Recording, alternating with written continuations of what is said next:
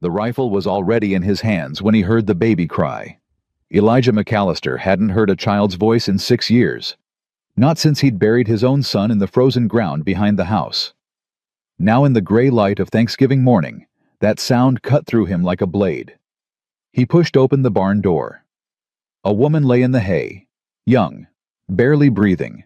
A baby pressed against her chest, both wrapped in nothing but a threadbare shawl. Her eyes opened, terrified, desperate. "Please," she whispered, "don't send us back to him." If you want to know what happens next, subscribe to our channel and follow this story to the very end. Drop a comment telling us which city you're watching from. We'd love to see how far our story travels. The cold had teeth that morning. Eli felt it bite through his coat as he crossed the yard. Lantern in one hand, rifle in the other. Same walk he'd made 1,000 times. Same silence waiting in the barn. 6 years of silence. Then the baby cried. Eli stopped dead. The sound didn't belong here. Hadn't belonged here since Catherine and Samuel. Since the fever took them both in the same week. Since he'd dug 2 graves in ground so frozen it broke his shovel twice. He raised the rifle, pushed the barn door open with his shoulder. "Who's there?" No answer. Just that thin, desperate cry.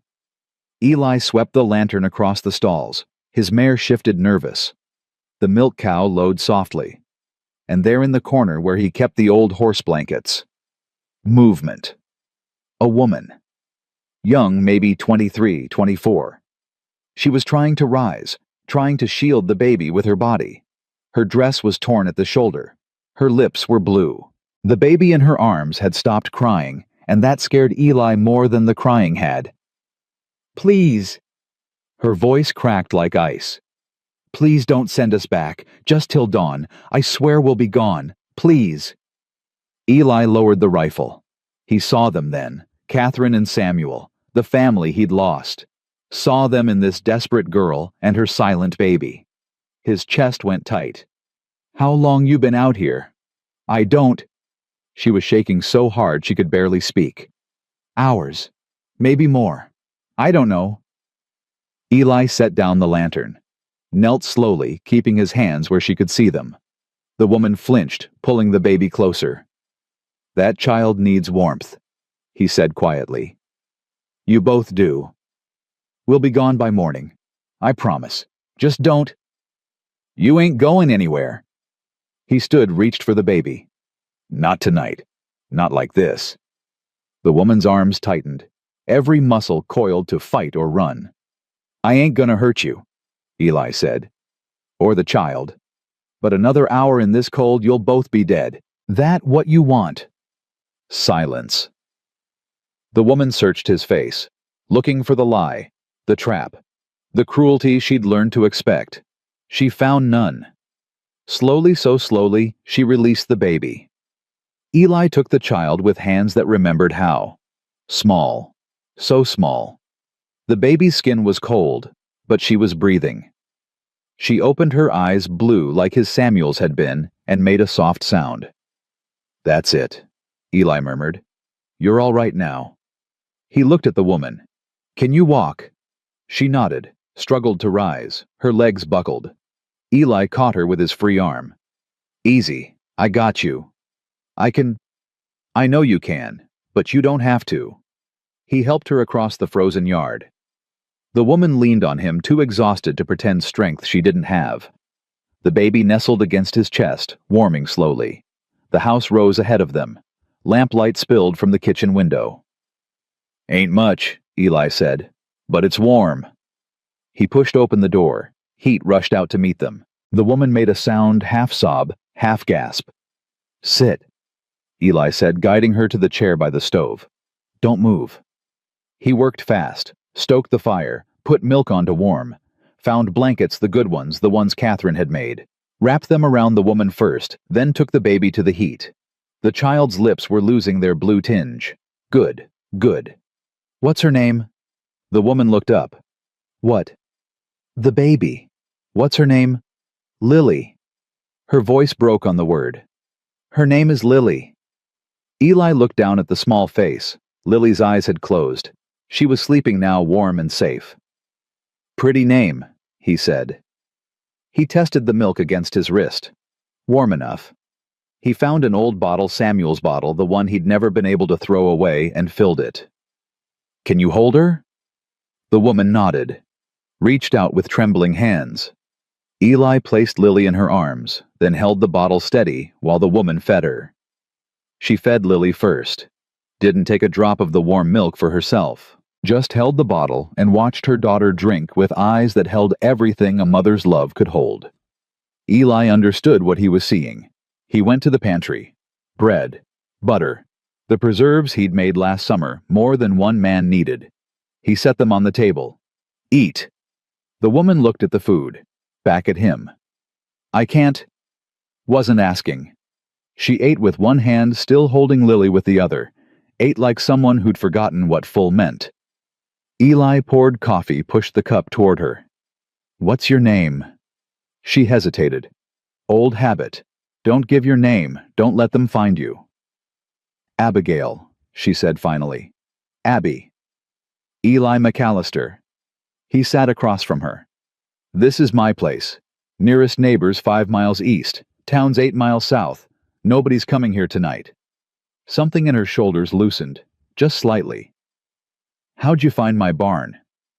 "Followed the road, saw your light." Abby looked down at Lily. "I just needed somewhere out of the wind, somewhere she wouldn't freeze." "Where you headed?" "Anywhere." "That ain't a place." Abby met his eyes. In the lamplight, he could see the bruise on her cheekbone, fading to yellow at the edges, a week old, maybe more. "Away," she said. "Just away." Eli nodded slowly. Didn't push. Questions could wait. "Guest room's upstairs," he said. "Stove in there. I'll get it going." "I can't." "You can. And you will." He stood. "Stay as long as you need. Leave when you're ready.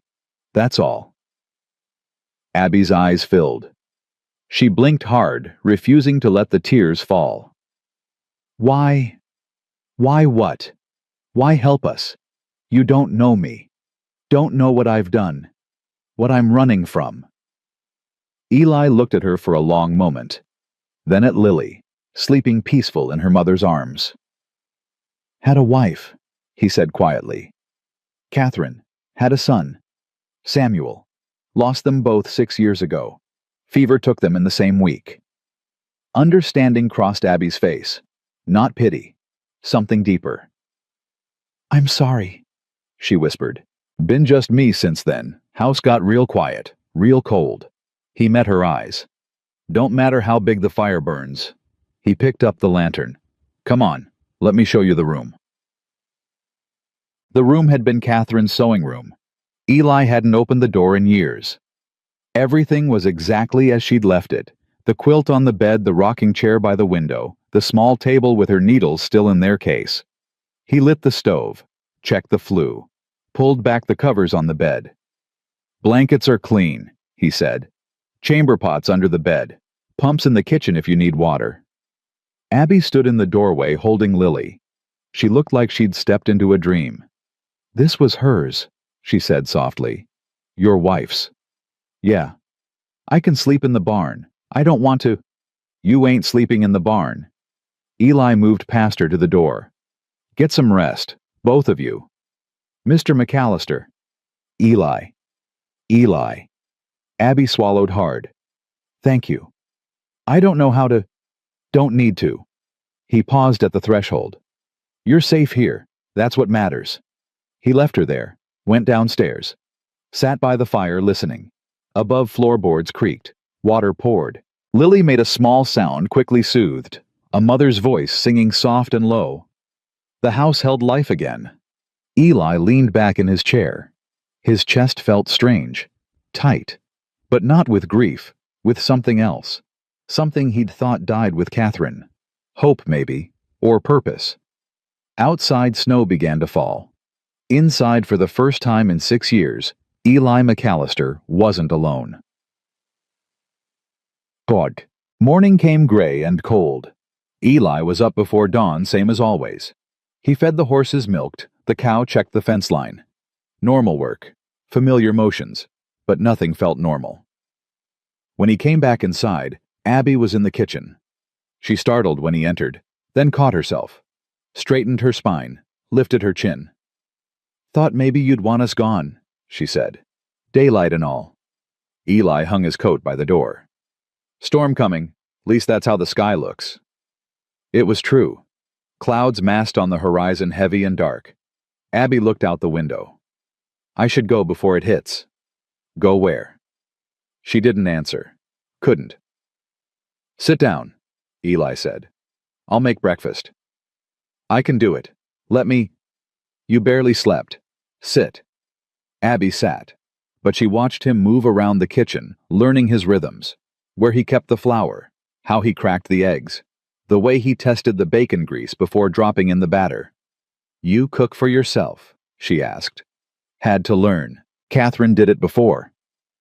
"She taught you?" "Some. Rest I figured out." He flipped a pancake. "Made a lot of mistakes at first. Burned more than I ate."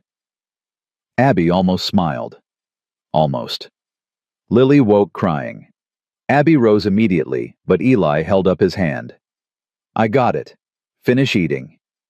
He crossed to the drawer they'd lined with blankets, safest place he could think of, and lifted Lily out. The baby fussed, then settled against his chest. "She likes being held," Abby said. "Most babies do." "She doesn't usually." Abby stopped, looked at the way Lily was nestling into Eli's shoulder. "She doesn't usually take to strangers." Eli looked down at the small face. Lily yawned, perfectly content. "Maybe I ain't a stranger." They ate breakfast in near silence. Pancakes, bacon, coffee, strong enough to stand a spoon in. Eli watched Abby really eat, not the desperate gulping of last night, but steady, solid eating. Good. She needed the strength. "Can I ask something?" he said finally. Abby tensed. "Depends what?"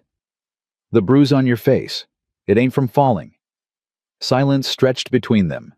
Lily cooed softly, playing with Eli's collar. "No," Abby said quietly.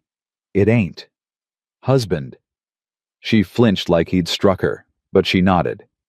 "He know where you are?" "No. At least—" She swallowed. "I don't think so. I was careful. Traveled at night.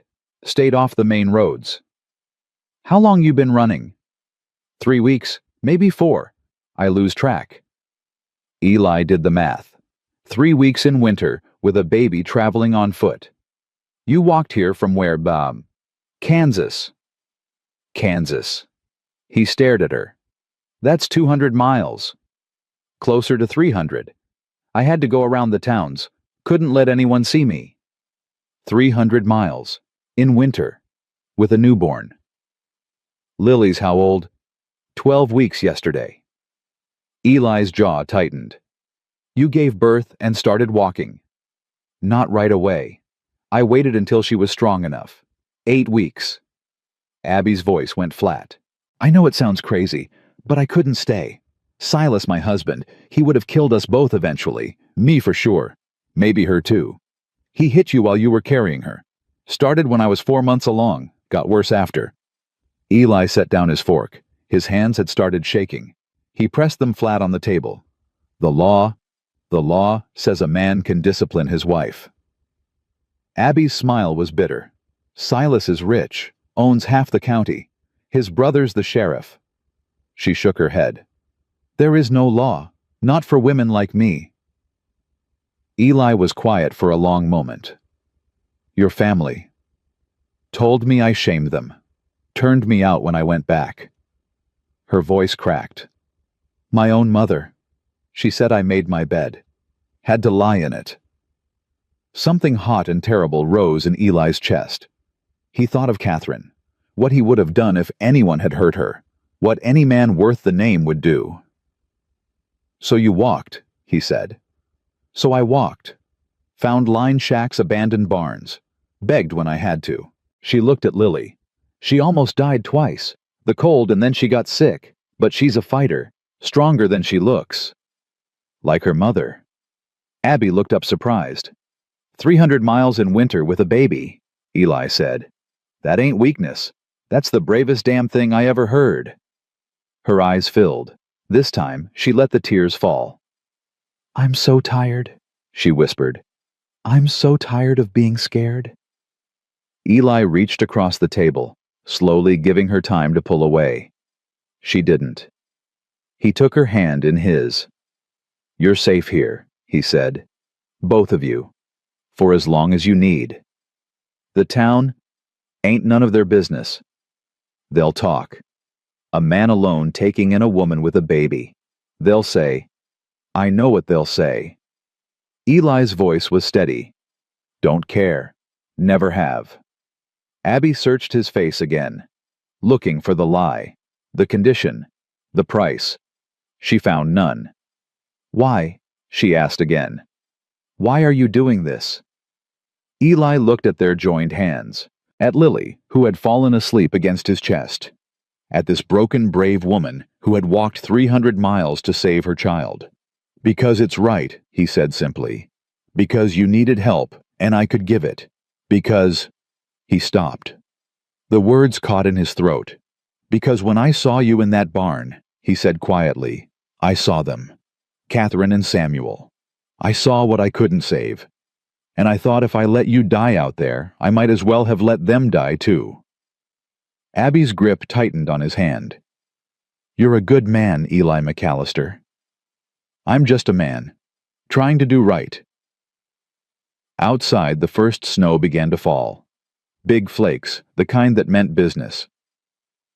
Eli watched them drift past the window, covering the tracks that led to his door, erasing the path, hiding the trail. Whatever was coming, whatever storm lay ahead, they'd face it together. He didn't say it out loud, but looking at Abby's face, he knew she understood. She wasn't leaving. Neither of them wanted her to. Wetterate. The storm lasted 3 days. 3 days of howling wind and driving snow. 3 days of the world shrunk down to these 4 walls, this fire, these 3 people learning each other's rhythms. Abby learned where Eli kept things, how he liked his coffee, strong black no sugar, which floorboards creaked, the way he checked the windows every night before bed, not from fear, but habit. Vigilance, worn into bone. Eli learned that Abby sang when she thought no one was listening. Old hymns, mostly. Her voice was clear and sweet. He learned that she woke at every sound, that her hands still shook sometimes for no reason, that she flinched when he moved too fast. He learned to move slower. Lily grew stronger by the day. Her cheeks filled out. Her eyes tracked movement now, following Eli around the room with intense baby focus. She'd started making sounds, not words, just noises, but happy ones. The house felt different. On the second night, the fire burned low. Eli got up to stoke it and found Abby already there, adding wood, careful and quiet. "Couldn't sleep," she said. "Me neither." They sat by the fire together, not speaking, not needing to. Just 2 people keeping watch against the cold. "Tell me about her," Abby said finally. "Catherine." Eli was quiet for a long moment. He didn't talk about Catherine, not to anyone. The wound was too deep, too raw, even after 6 years. But something about the firelight, about Abby's quiet presence, made him speak. "She was strong," he said. "Strongest person I ever knew. Came out here with me when this was all wilderness. Built this house with her own hands, same as me. Never complained. Never quit. You loved her. More than breathing." Abby hugged her knees to her chest. "That's how it should be. That's what I thought marriage was. Before Silas." She nodded. "He was charming at first. Everybody said so. My father was so proud, a wealthy man wanting his daughter. I thought I was lucky." Her laugh was hollow. "Lucky? When did it start?" "The wedding night." Her voice went flat. "He hit me because I cried. Said tears were a sign of weakness. Said he'd beat it out of me." Eli's hands clenched on his knees. "I thought about leaving. 100 times 1,000. But where would I go? He owned everything. Everyone. My family wouldn't help. The law was his friend." She stared into the fire. "Then I found out about Lily. And I knew. I knew if I didn't get out he'd kill me. Maybe her too. Maybe both of us. So you ran. So I ran. She looked at him. Does that make me a bad wife? A bad woman? It makes you alive, Eli said. It makes Lily alive. That's what matters. Abby was quiet. Then, Silas will look for me. He doesn't like losing things that belong to him. You don't belong to him. The law says different. Then the law's wrong. Eli's voice was hard. And if he comes here looking for you, you can't fight him. He has money, men, power. Don't care.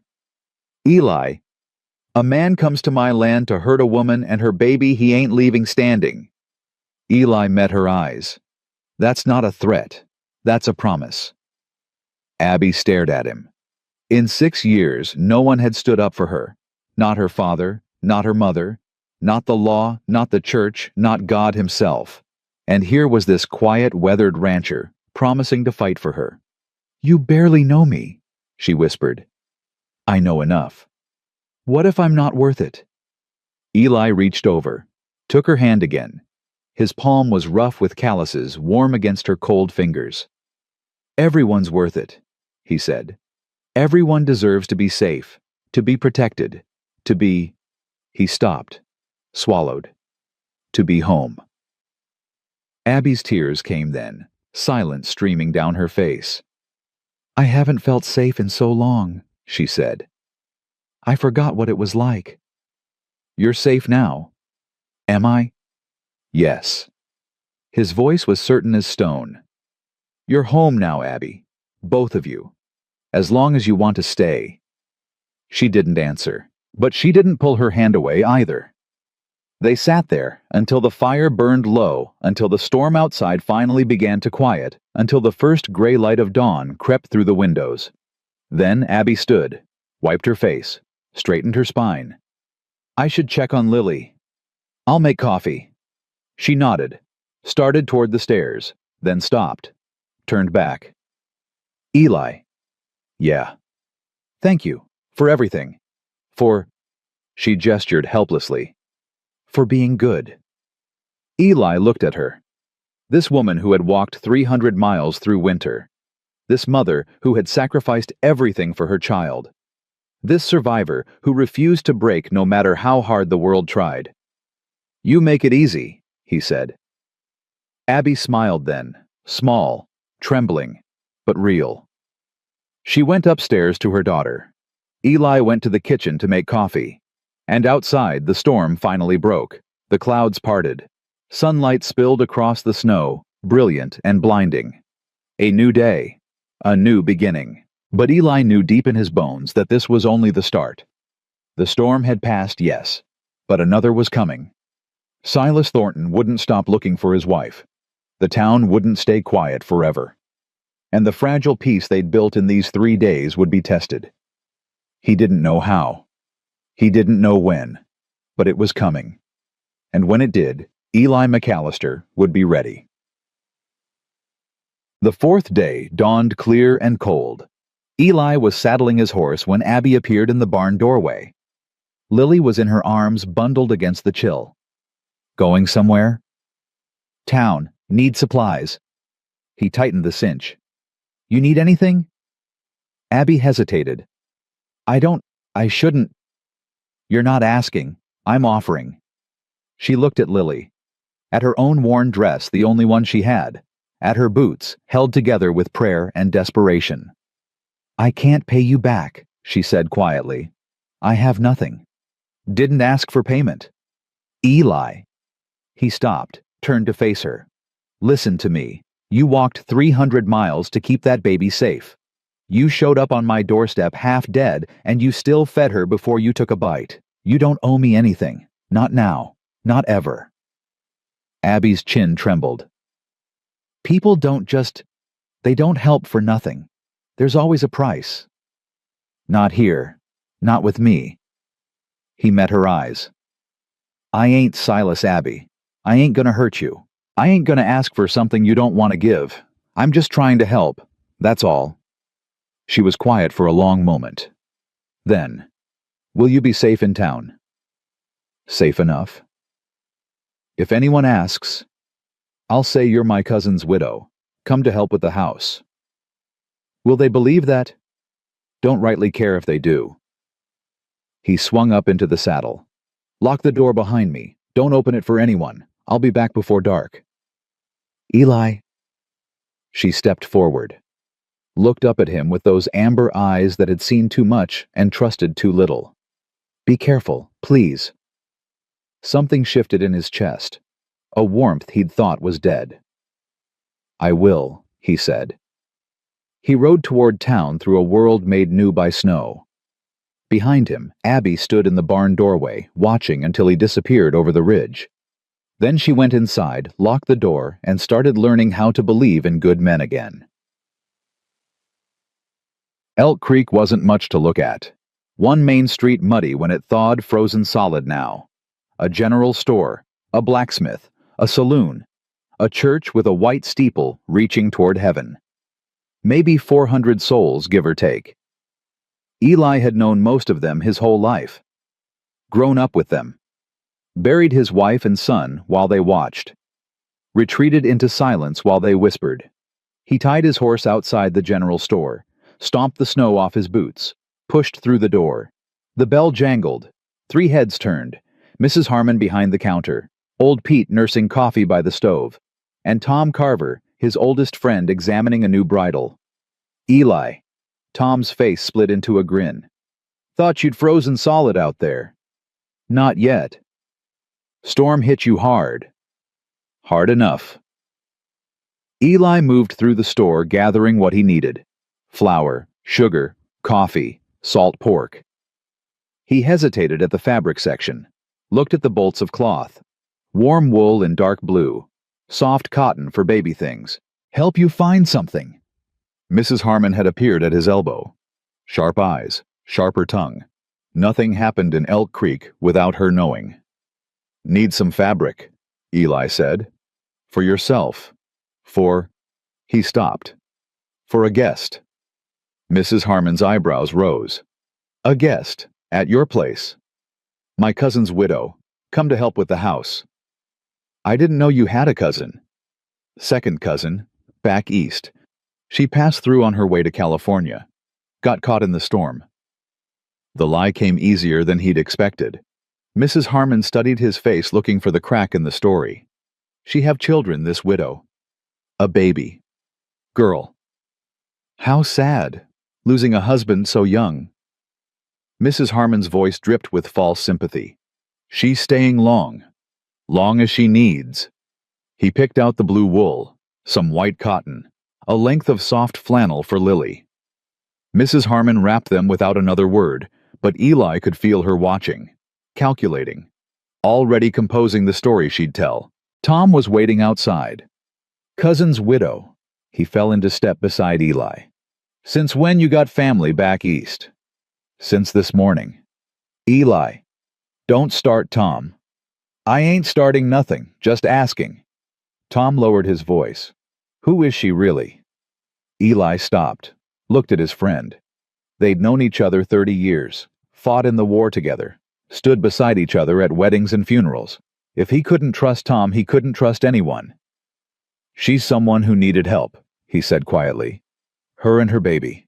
That's all you need to know." Tom was silent for a moment, then he nodded. "All right, but you know how this town is. They'll talk." "Let them. It'll make things hard." "Things are already hard." Eli untied his horse. "I appreciate the concern, Tom, but I know what I'm doing."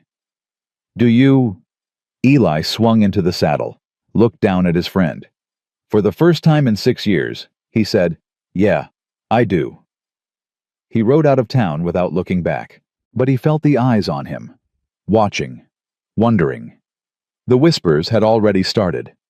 By nightfall, everyone in Elk Creek would know that Eli McAllister had a woman at his place, and by morning, they'd all have opinions about it. The ride home felt longer than usual. Eli pushed his horse hard, wanting to get back before dark, wanting to make sure Abby was safe, wanting to see her again. That thought caught him off guard. He shook it off. She was a guest, a woman in trouble, nothing more. But when he crested the ridge and saw smoke rising from his chimney, something in his chest loosened. The house looked different now. Not empty, not dead, alive. He rode into the yard. The door opened before he dismounted. Abby stood in the doorway, Lily in her arms. Relief flooded her face. "You're back." "Said I would be." "I know. I just—" She stopped, shook her head. "I was worried." Eli tied off his horse, pulled the supplies from the saddlebags. "No need. Town's quiet. Got everything we need." He carried the goods inside. Abby followed, watching as he unpacked. "What's all this?" "Supplies. Flour, coffee, the usual." He hesitated, then pulled out the fabric. "And this. Figured you might need something warmer. For you and Lily." Abby stared at the cloth. The blue wool. The soft cotton. The flannel for her baby. "You bought this for us." "Store had a sale." Eli. "It ain't charity. You need clothes. Winter's just starting." He set the fabric on the table. "You know how to sew."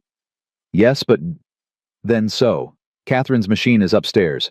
Still works, far as I know." Abby touched the blue wool. Her fingers trembled. "No one's ever—" Her voice broke. "No one's bought me anything. Not since I was a girl." "Well, now someone has?" She looked up at him, tears shining in her eyes. "Why?" she whispered. "Why are you so kind to me?" Eli didn't have an answer. Or maybe he had too many. He looked at this woman, this mother, this survivor. Looked at the way she held her baby. The way she'd smiled at him that morning, small and hesitant, like she'd forgotten how. "Because you deserve it," he said finally. "That's reason enough." Abby set Lily in the drawer cradle they'd made, crossed the kitchen, stood before him close enough to touch. "Thank you," she said, "for everything, for the barn, for the room, for this." She gestured at the fabric. "I don't know how to repay you." "Already told you. Don't need repaying." "But I want to. I want to—" She stopped, took a breath. "Let me cook tonight. Please. Let me do something." Eli looked at her, saw the pride in her eyes, the need to contribute, to not feel like a burden. "All right," he said. "Kitchen's yours." Abby smiled, really smiled for the first time since she'd arrived. "Thank you." She moved past him to the stove, started pulling out pots and pans. Eli watched her work, and something shifted in his chest again. Something dangerous, something he couldn't afford to feel. He went outside to tend the horse. The cold air cleared his head, reminded him what was real, what mattered. She was running from a man who wanted to kill her. She was scared, vulnerable. The last thing she needed was him complicating things. He'd keep her safe, keep her fed, give her a place to heal. And that was all. That had to be all. Dinner was better than anything Eli had eaten in years. Abby had found his supplies and worked magic with them. Stew with fresh biscuits. Real gravy, not the slop he made. Even a small cake for dessert, using the last of Catherine's sugar. "This is good," Eli said between bites. "Real good. My mother taught me. Before—" Abby stopped. "Before everything. She didn't want to help you. She wanted me to be a good wife, stay quiet, keep the peace." Abby's voice went bitter. "Even when keeping the peace meant letting Silas break my ribs." Eli set down his fork. "He broke your ribs. Twice. First time was 3 months after the wedding. Second time was—" She touched her side. "They still hurt sometimes, when the weather changes." "Abby, I don't want pity." Her voice was sharp. "I just want you to understand. Why I ran. Why I can't go back. Why. I understand." "Do you—" "I was in the war," Eli said quietly.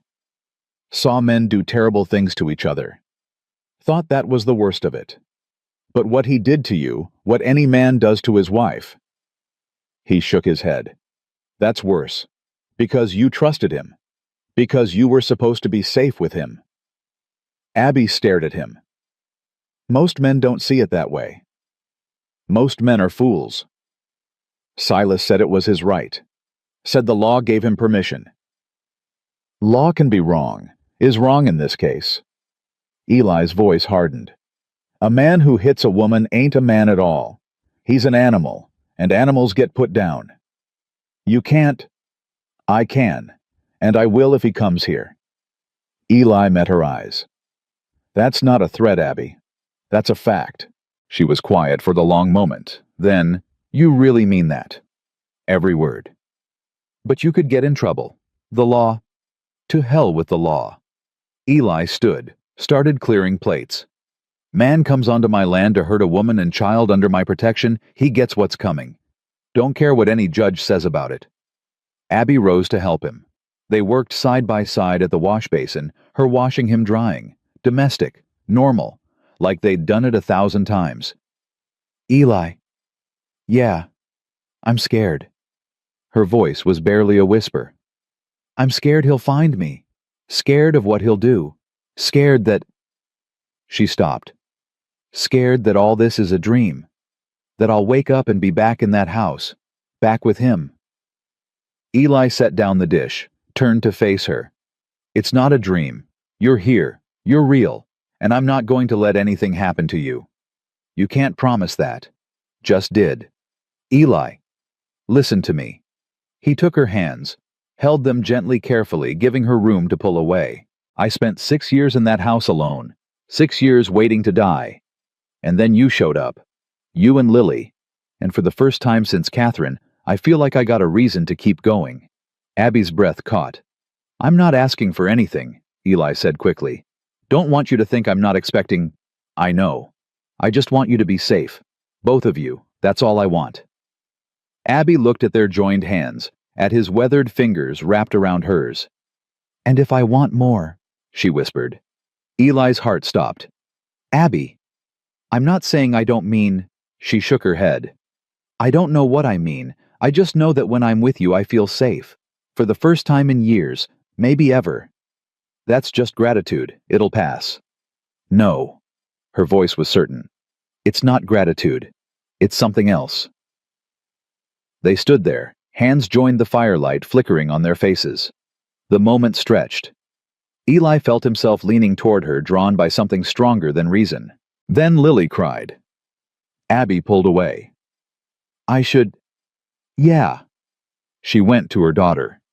Eli stayed by the wash basin, gripping the edge hard enough to turn his knuckles white. What was he doing? She was vulnerable, scared, running from a monster. The last thing she needed was him taking advantage. He had to be better than that. He had to be. Days passed, then a week, then 2. The rhythm settled into something almost normal. Eli worked the ranch during the day, fixed fences, fed horses, cut wood for the fires. Abby kept the house cooked, the meals cared for Lily. They learned each other's silences. Eli learned that Abby hummed while she worked. Old songs, hymns, lullabies. He learned that she liked her coffee with cream, that she read every book he had twice over, that she talked to Lily, constantly narrating the world for her daughter. Abby learned that Eli woke before dawn every day, that he checked the locks 3 times before bed, that he sometimes stood at the window, staring at nothing, lost in memories he wouldn't share. They didn't talk about that moment in the kitchen. Didn't acknowledge the spark that had passed between them. But it was there, in every accidental touch, every lingering glance, every charged silence. Lily grew stronger, started smiling more, started reaching for Eli whenever he came near. She wants you, Abby said one morning, holding out the fussing baby. Eli took Lily without thinking, settled her against his chest. She grabbed his collar, babbling happily. She likes you, Abby said softly. She's got poor judgment. She's got excellent judgment. Abby watched them together. You're good with her. Had practice. With Samuel. The name hung in the air. Eli rarely spoke of his son. The wound was still too raw.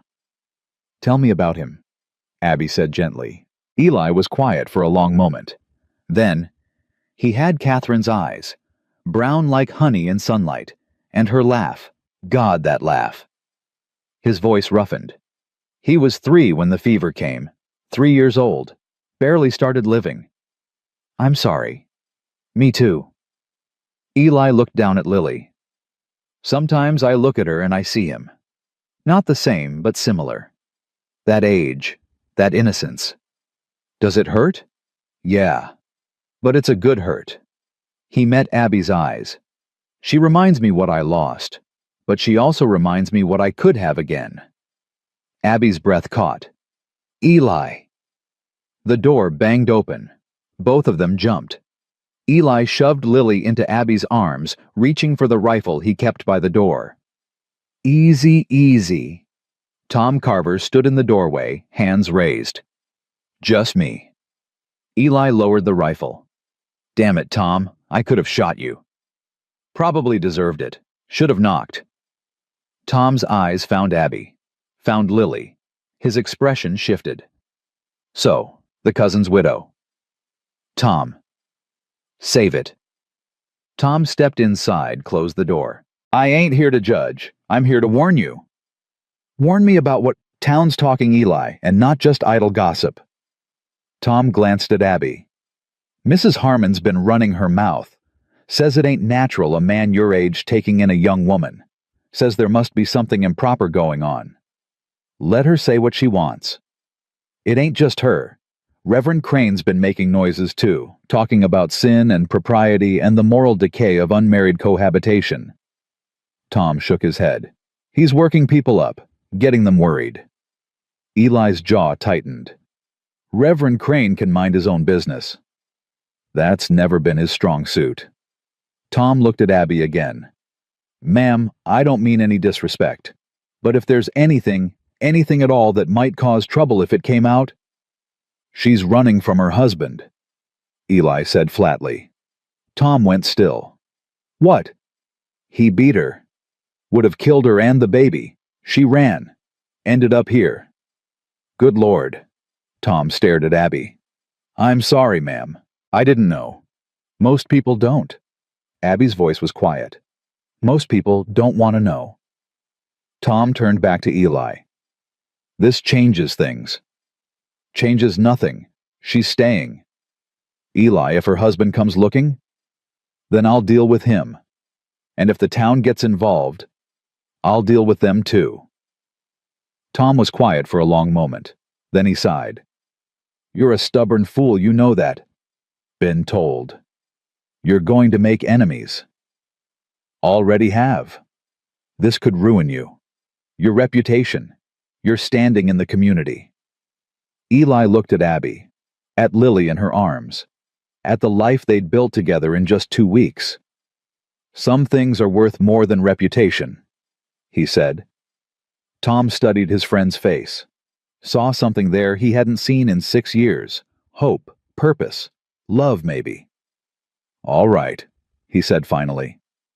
"All right, but watch your back. Crane's got influence and he's got reason to push this." "What reason?" Tom hesitated. "You remember Virginia Crane, the Reverend's daughter? Ran off years ago. What about her?" "She ran off to escape her husband. Same situation as your lady here." Tom's voice dropped. "Froze to death on the road. They found her body come spring." Abby made a small sound. "Crane blamed himself," Tom continued. "Blamed her too for leaving. Now he preaches that a woman's place is with her husband no matter what. Says it's God's will." God's will. Eli's voice was bitter. God's will that his daughter die. "I didn't say it made sense. I'm just telling you what he believes." Tom moved toward the door. "Be careful, Eli. Both of you." He left. The door closed behind him. Silence filled the kitchen. "I should go," Abby said quietly, "before I cause more trouble." "No." "Eli, you heard him. The Reverend, the town—" "I don't care about the Reverend. I don't care about the town." Eli crossed to her, took her hand. I care about you, about Lily, about keeping you safe. But your life? What life? His voice cracked. Before you came, I was just waiting to die, Abby, going through the motions, every day the same, every night alone. He squeezed her hand. You woke me up, you and Lily. You gave me something worth fighting for. Abby's eyes filled. I don't want to ruin you, she whispered. You couldn't if you tried. The town can go to hell. Eli cupped her face in his hands, gently, tenderly. You're home now. Remember I said it that first night and I meant it. You're home. A tear slipped down her cheek. He wiped it away with his thumb. I'm scared, she said. I know, me too. What if he finds me? Then I'll protect you. What if the town turns against us? Then we'll face them together. What if, Abby? He rested his forehead against hers. Stop, just stop. Whatever comes, we'll handle it. You and me, together.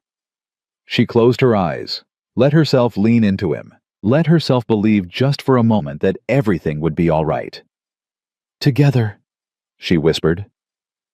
Lily cooed between them, reached up to grab Eli's beard.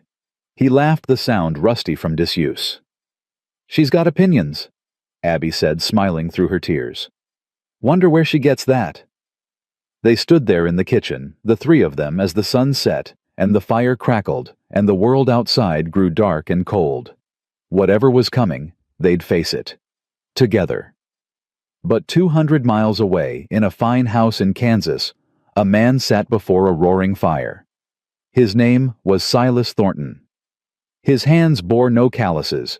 His clothes cost more than most men earned in a year. And in his hands, he held a letter.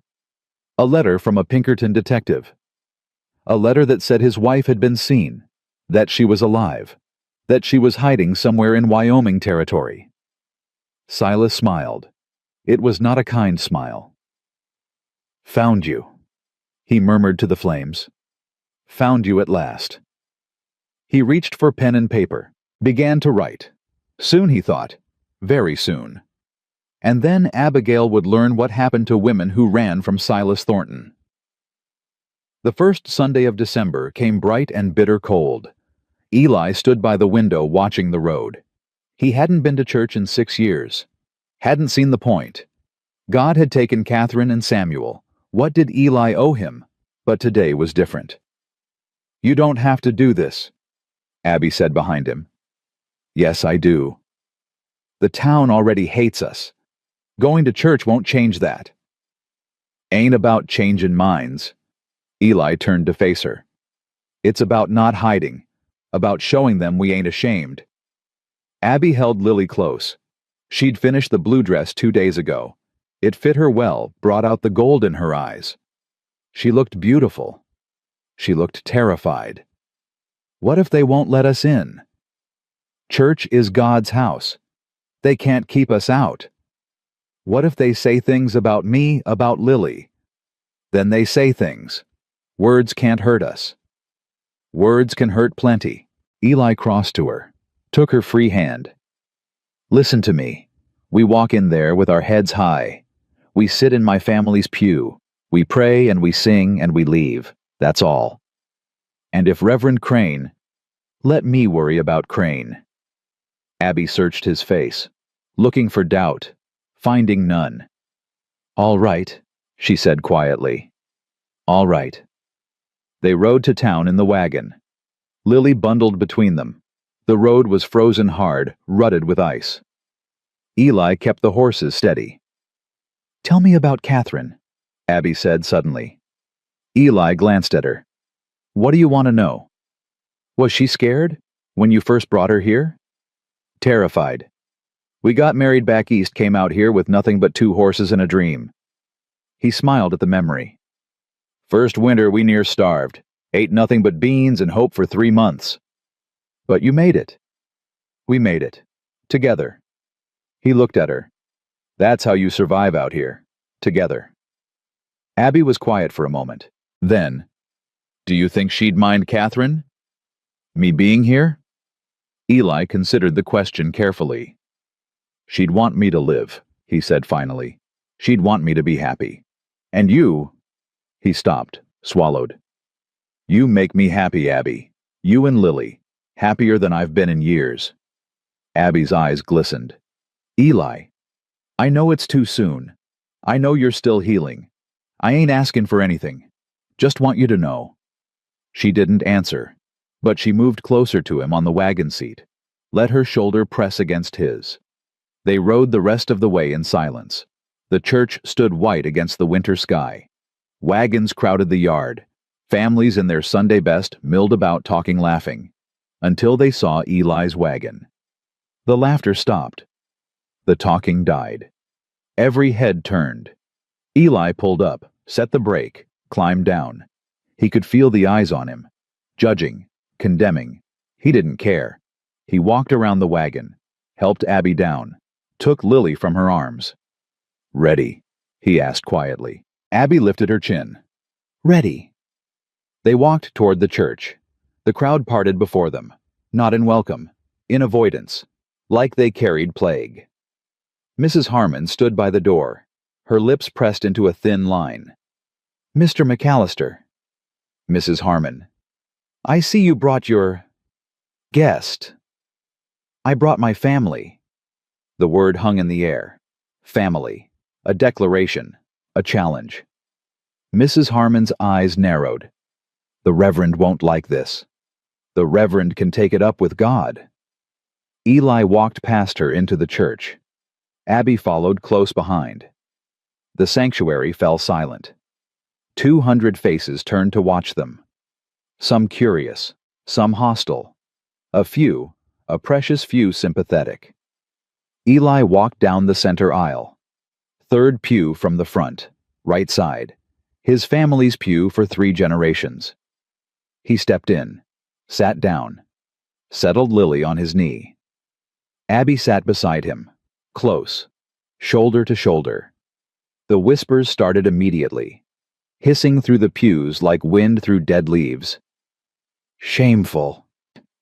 Living in sin. That poor baby. Abby's hand found Eli's, squeezed hard. He squeezed back. Reverend Josiah Crane emerged from the vestry, tall, gaunt, eyes like chips of winter ice. He climbed to the pulpit, surveyed his flock. His gaze found Eli, found Abby, found Lily. Something flickered in those cold eyes. Anger, maybe, or triumph. Brothers and sisters, Crane began, I had planned to preach on gratitude this morning, on the blessings we've received, but the Lord has put something else on my heart. He gripped the pulpit edge. Today I must speak of sin, of corruption, of the moral decay that threatens our community. The whispers intensified. We are a godly people. We built this town on faith and righteousness. But there are those among us who would tear down what we've built, who would flaunt their sin in the very house of God. His eyes locked on Eli. The Bible tells us that a man shall leave his father and mother and cleave unto his wife. One man, one woman, bound by holy matrimony. Crane's voice rose. Not whatever arrangement suits their fancy. Not cohabitation. Not adultery dressed up as charity. Abby flinched. Eli's grip on her hand tightened. I know there are those who think they're above God's law, who think their good intentions excuse their wickedness, but intentions don't matter. Actions matter, and when a man takes an unmarried woman into his home, that's enough. Eli's voice cut through the sanctuary like a blade. Crane stopped mid-sentence. Excuse me. I said, that's enough. Eli stood, Lily still in one arm. You want to preach about sin, Reverend? Let's talk about sin. Mr. McAllister, sit down. No. Eli stepped into the aisle. You've had your say. Now I'll have mine. The congregation held its breath. This woman came to my door half dead. Her and her baby. Freezing. Starving. Running from a man who beat her bloody. Gasps rippled through the pews. I took her in. fed her, gave her a place to heal. That's not sin, Reverend. That's what any decent person would do. The Bible says love thy neighbor. The Bible says care for the widow and the orphan. The Bible says when you see someone suffering, you help them. Eli's voice rang through the church. That's what I did. That's what I'm doing. And I don't need your permission or your approval. Crane's face had gone red. This is my church. This is God's church, and I reckon God cares more about a woman's life than your precious propriety. Silence.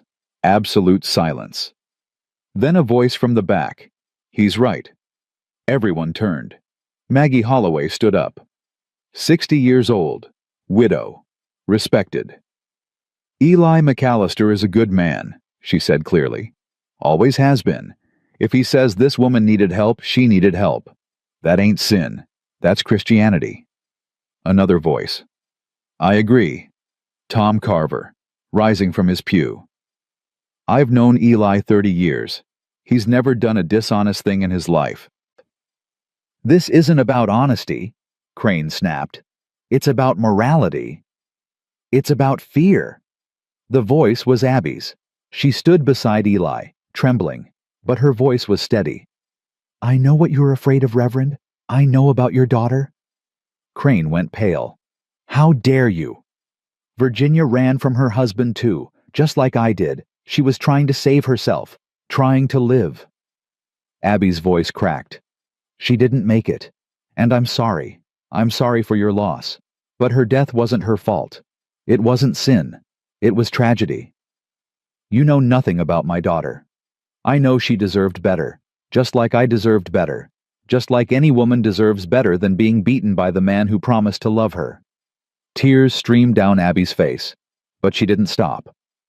You can call me a sinner. You can call me a fallen woman. I don't care. But my daughter? She looked at Lily, sleeping peaceful in Eli's arms. My daughter is innocent. She didn't ask for any of this. She just wants to be safe, to be loved. Abby faced the congregation. That's all any of us want. And this man, she gestured at Eli. This good, kind, honorable man, he gave us that. He gave us a home when we had nothing. He gave us hope when we were lost. She took a shaking breath. If that's sin, then I don't want to be righteous. The silence stretched, endless, unbearable. Then Maggie Holloway started clapping. Slow at first, then faster. Tom joined her. Then another person, and another. Not everyone, not even most. But enough to break the spell Crane had cast. The Reverend stood at his pulpit, face twisted with fury. This isn't over, he said quietly. The council will hear of this. Let them hear, Eli replied. I've got nothing to hide. He turned, offered Abby his arm. She took it. They walked out of the church together, through the crowd, through the whispers, through the judgment, into the winter sunlight. Tom caught up with them at the wagon. That was something, he said. That was really something. Probably made things worse, Eli muttered. Maybe, but it needed saying. Tom looked at Abby. Ma'am, that was the bravest thing I've ever seen. I just told the truth. That's what made it brave. They climbed into the wagon. Eli took the reins. Eli. Tom's voice dropped. Watch yourself. Crane's got influence, and he doesn't forgive easily. Neither do I. They rode home in silence, but Abby's hand found Eli's on the seat between them, and she didn't let go. The week that followed was quiet. Too quiet. Eli kept waiting for the other boot to drop, for the council to summon him, for Crane to make his move. Nothing, just silence, and watching eyes when he went to town. Abby threw herself into work, cooking, cleaning, sewing clothes for Lily, anything to keep her hands busy and her mind quiet. But at night when Lily was asleep, they sat by the fire together, talking, learning each other. What was it like? Abby asked one evening. The war? Eli stared into the flames. Hell, worse than hell maybe. How old were you? 16 when I signed up, 19 when it ended. Just a boy. Wasn't any boys left by the time it was over. We were all old men in young bodies. He was quiet for a moment. I killed people, Abby. A lot of people. Some deserved it. Most were just like me, scared kids doing what they were told. Does it still bother you? Every day, every night. He looked at her. That's why I hate violence now. Seen too much of it. Know what it costs. But you'd fight for us. You said so. That's different. That's protection. That's... He stopped. I'd die before I let anyone hurt you or Lily. That's not violence. That's love. The word hung between them. Love. Abby's breath caught. Eli. I know, too soon, too fast. I shouldn't have said, no. She moved closer to him. You should have, because I feel it too. He turned to look at her. She was so close now, close enough to touch. Abby, I know I'm broken. I know I've got baggage. I know you didn't ask for any of this. Stop. He cupped her face in his hands, gently, like she was something precious. You're not broken. You're the strongest person I've ever met, and I didn't ask for this, no, but I'm grateful for it. More grateful than you'll ever know. Abby's eyes filled with tears. I don't deserve you, she whispered. You deserve better than me, but I'll spend the rest of my life trying to be worth it. He kissed her, soft, gentle, a question more than a demand. She answered by pulling him closer. They held each other by the fire for a long time, not speaking, not needing to, just two people who had found each other in the darkness. The knock came 3 days later. Eli was in the barn when he heard it. Hard, insistent, not a friendly knock. He grabbed his rifle, crossed to the house. Abby met him at the door, Lily in her arms. Her face was pale. There's a man, she whispered. Says he's looking for someone. Eli's blood went cold. Stay here. Don't open the door. He went around to the front of the house. A man waited on the porch. City clothes, clean hands, a face like a closed book. Help you? Eli asked. The man turned, smiled without warmth. Mr. McAllister. Eli McAllister. Who's asking? My name is Fletcher. I'm an investigator. He produced a card. I'm looking for a woman, young, dark hair, has a baby with her. Eli's face betrayed nothing. Why you looking? Her husband hired me. Man named Silas Thornton. He's worried about his wife. Says she disappeared some months back. Took their child. Sounds like a family matter. It is. But Mr. Thornton loves his wife very much. Wants her home safe. Eli studied the man. Fletcher, an investigator. A Pinkerton maybe, or something like it. Haven't seen anyone like that, Eli said. You sure? I've had reports she was seen in this area. Reports from who? That's confidential. Fletcher's smile widened. Mind if I look around? Yeah, I mind. Mr. McAllister, this is my property. You got no warrant, no authority, no right to be here. Eli's voice hardened. I'm going to ask you to leave, once. Fletcher's smile didn't waver, but something cold flickered in his eyes. Of course. My apologies for the intrusion.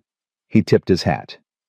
But Mr. McAllister, if you do happen to see a woman matching that description, you might want to know something. What's that? Silas Thornton is a powerful man, rich, connected. He doesn't like being disappointed. Fletcher started toward his horse. And he's coming here himself. Should arrive within the week. He mounted, looked down at Eli. Good day, Mr. McAllister. I'm sure we'll meet again. He rode away. Eli watched until he disappeared over the ridge. Then he went inside. Abby was shaking. He found me, she whispered. Silas found me. He doesn't know you're here, not for certain. But he suspects. That man Fletcher, he'll tell him. Probably. Eli set down his rifle. We need to talk about what comes next. I'll leave, tonight, before he gets here. No. Eli, I won't let you get hurt because of me. Abby, He took her shoulders, held her steady. Listen to me. You're not running anymore. Neither is Lily. This is your home now. But Silas is one man. I've faced worse. He has money, men, power. And I've got something better. Eli's voice was fierce. I've got you. I've got Lily. I've got a home worth fighting for. That's worth more than all his money. Abby was crying now. He'll kill you. He'll try. Eli, please. I'm not afraid of Silas Thornton. He pulled her close. I'm not afraid of anything anymore. Not since I found you. Lily fussed between them. Eli released Abby, took the baby, held her close. Hey there, little one. It's all right. Papa's here. Papa. The word slipped out without thinking, but once it was said, he didn't want to take it back. Abby stared at him. You called yourself? I know. Do you mean it? Eli looked at Lily, at her blue eyes so trusting, at her small hands reaching for his face. Yeah, he said quietly. I mean it, if you'll let me. Abby's face crumpled. She threw her arms around him, around both of them, and held on like she'd never let go. Yes, she whispered. Yes, yes, yes. They stood there in the kitchen, the three of them. A family. Imperfect. Unconventional. But real. We'll face him together, Eli said. Together, Abby echoed. And whatever happens, whatever happens. Eli kissed the top of her head, held Lily closer. Outside, the wind picked up. A storm was coming, a real one, and another kind too. But for now, they were safe. They were home. They were together, and that would have to be enough. The days that followed were tense. Eli cleaned his rifles, all three of them, loaded them, placed them at strategic points throughout the house. You think he'll come here? Abby asked, watching him work. I think he'll try. What do? We prepare, we watch, and we don't let fear rule us.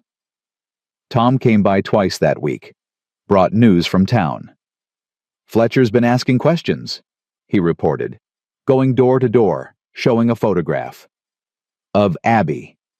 Yeah, wedding picture looks like. Most folks told him to get lost, but a few talked. Who? Mrs. Harmon, for one, told him all about your cousin's widow. Tom's voice was bitter. And Reverend Crane. He confirmed you had a woman staying here, said it was his Christian duty. Eli's jaw tightened. Of course he did. Eli, you need to be careful. If Thornton shows up with men. I know. Maybe you should get out of here. Take Abby and Lily somewhere safe. And run forever, no. Eli shook his head. I'm done running. So is she. This is our home. We're staying. Tom sighed. You're a stubborn fool. So I've been told. But you're my friend, and if you need help, I know where to find you. Eli clasped Tom's shoulder. Thank you. For everything. Tom nodded. Rode off into the gray afternoon. That night, Abby couldn't sleep. Eli found her by the window staring out at the darkness. Can't rest, he asked. Can't stop thinking. About Silas. About what he'll do. Eli stood beside her, looked out at the same darkness. Tell me about him. You don't want to know. I need to know. Need to understand what we're facing. Abby was quiet for a long moment. Then, he was charming at first. So charming. Made me feel special. Made me feel loved. Her voice went flat. It started small. A criticism here. A raised voice there. Then the first slap. He apologized.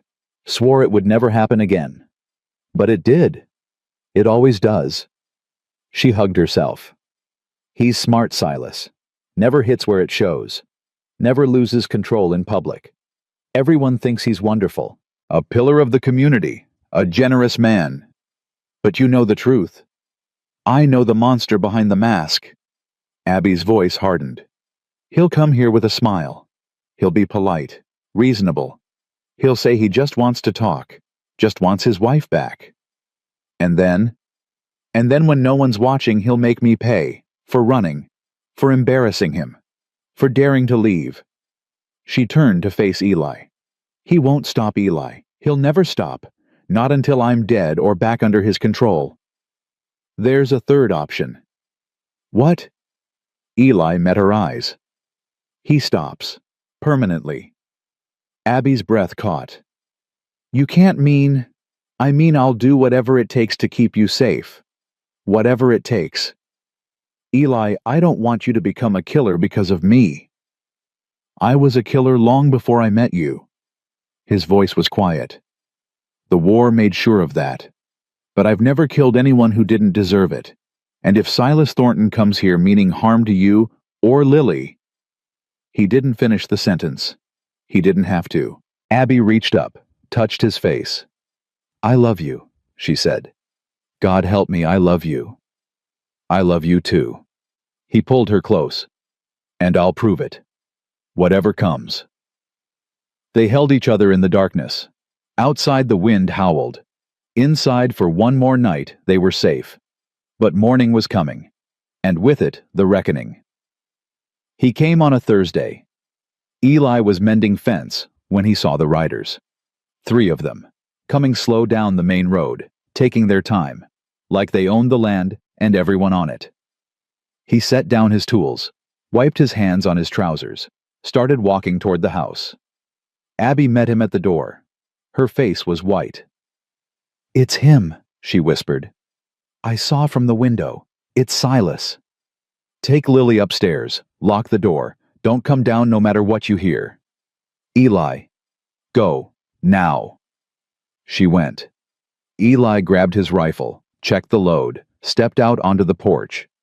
The riders pulled up at the edge of his yard. The one in front was dressed fine. City clothes. A coat that cost more than most men earned in a year. His face was smooth, handsome even. The kind of face that fooled people. Silas Thornton. The other 2 were harder, hired muscle, hands that knew guns and weren't afraid to use them. Mr. McAllister. Silas's voice was pleasant, cultured. I believe you have something that belongs to me. Don't know what you're talking about. Please, let's not play games. Silas dismounted, straightened his coat. My wife is here, my daughter. I've come to take them home. Ain't no one here by that description. Silas smiled. It didn't reach his eyes. Mr. Fletcher was quite thorough in his investigation. I know Abigail is here. I know she's been living in your house for over a month now. His smile sharpened. Living in sin from what I hear. Though I suppose that's hardly surprising, given her character. Eli's grip tightened on the rifle. You need to leave. I'll leave when I have what's mine. Nothing here belongs to you. My wife belongs to me. My daughter belongs to me. The law says so. Silas took a step forward. Now, I'm a reasonable man. I don't want trouble. Just give me my family and I'll be on my way. She ain't your family, not anymore. Something flickered in Silas's eyes. Something cold and dangerous. I beg your pardon. You heard me. Woman who runs 300 miles in winter to get away from you. She ain't your wife. She's your victim. How dare you? I dare because I've seen what you did to her. Seen the bruises. Heard the stories. You're not a husband. You're a monster.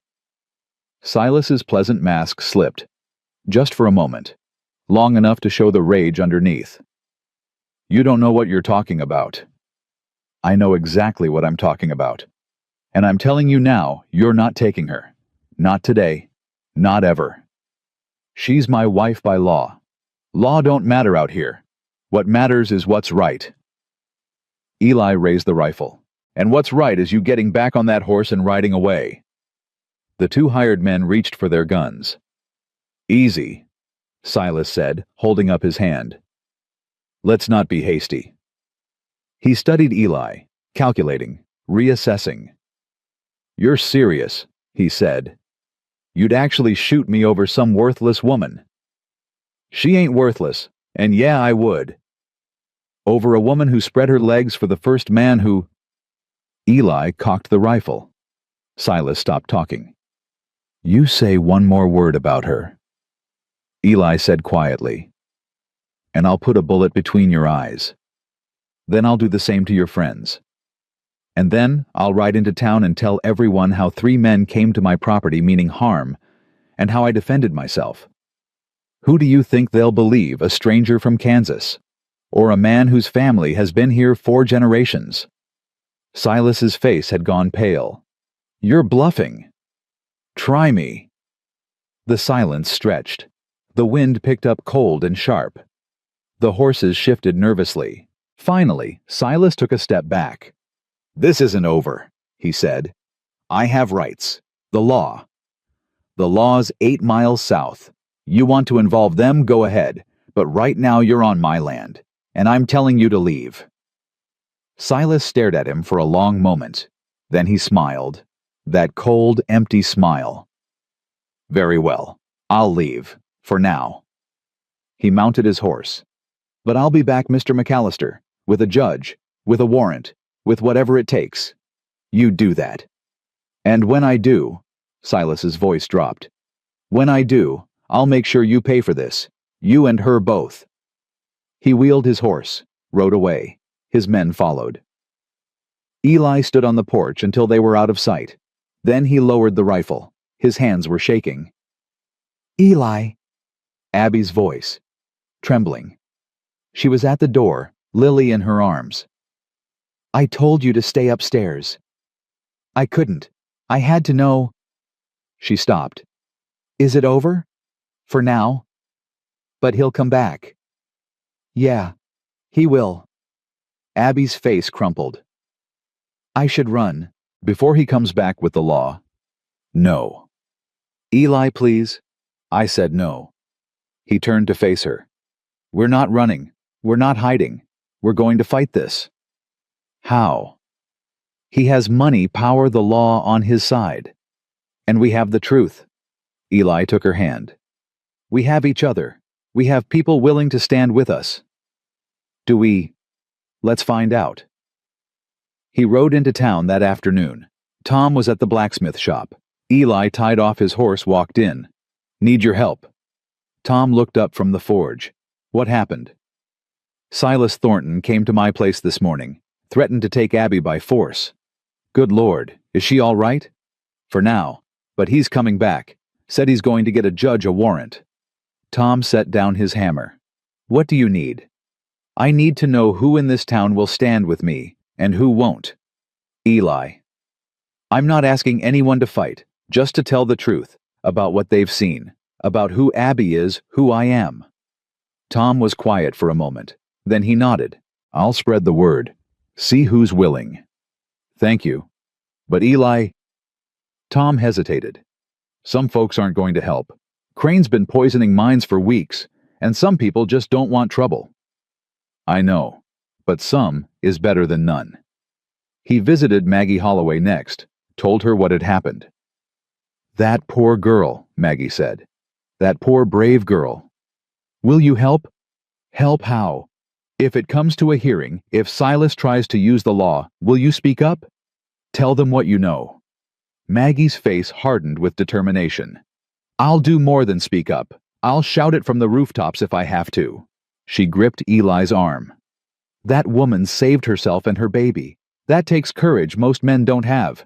Anyone who can't see that is blind. Thank you, Maggie. Don't thank me. Just keep her safe. By the end of the day, Eli had talked to a dozen people. Some agreed to help. Others looked away. A few flat out refused. But more said yes than he'd expected. It wasn't an army, but it was a start. He rode home as the sun set.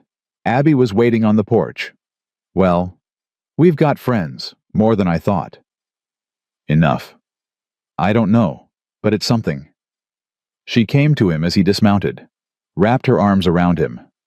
I'm scared, she whispered. Me too. What if it's not enough? What if he takes me back? Eli held her close. I won't let that happen. I swear to you, Abby, on Catherine's grave, on Samuel's memory, I will not let that man take you. You can't promise that. I just did.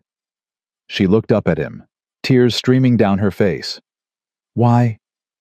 Why do you care so much? Because I love you. The words came easily now. Because you and Lily are my family. Because I spent 6 years in the dark and you brought me back to life. Eli. I'm going to marry you, Abby, soon as this is over, if you'll have me. Her breath caught. What? Marry me. Make it official. Make it legal. He cupped her face in his hands. Then Silas can go to hell. You'll be my wife. Lily will be my daughter. And there won't be a damn thing he can do about it. You want to marry me? After everything, all the trouble I've brought? You've brought me back to life. That ain't trouble. That's salvation. Abby was crying openly now. Yes, she whispered. Yes, I'll marry you. Eli kissed her. Deep. True. A promise sealed with more than words. When they finally broke apart, Abby laughed through her tears. We're really doing this. We're really doing this. When? Soon as possible. Tomorrow, if we can find someone to do it. Not Reverend Crane. Hell no.